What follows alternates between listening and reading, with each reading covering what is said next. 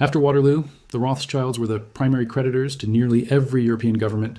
France owed them, Austria owed them, Prussia owed them, Britain owed them, and debt creates control.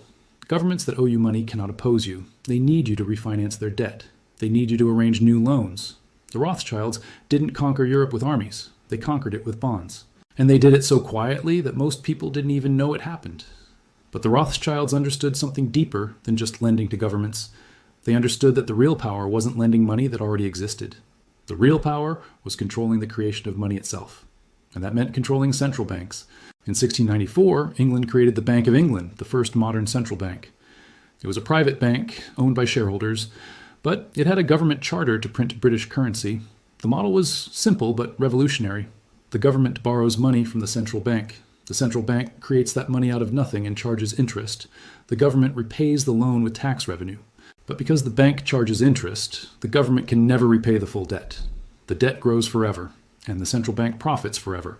The Rothschilds didn't invent the Bank of England, but Nathan Rothschild became one of its primary shareholders in the early 1800s. And once they understood the model, they replicated it everywhere.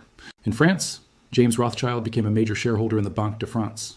In Austria, Salomon Rothschild established relationships with the Austrian National Bank.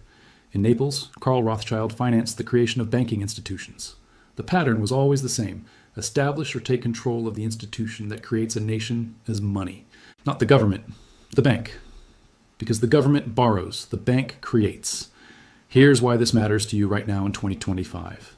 The Federal Reserve, created in 1913, uses the exact same model. It's a private bank with a government charter, owned by member banks, which include descendants of Rothschild banking networks. The Fed creates dollars out of nothing and lends them to the U.S. government at interest. The U.S. government cannot print its own money interest-free because the Federal Reserve has a monopoly on dollar creation.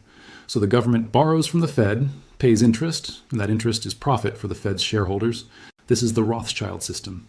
A private central bank with a government monopoly on money creation, lending to the government at interest, creating debt that can never be fully repaid. It's been replicated in every developed nation. The European Central Bank, the Bank of Japan, the Bank of England, all private or quasi-private institutions with monopolies on currency creation, all lending to governments at interest, all using the Rothschild model from 1815.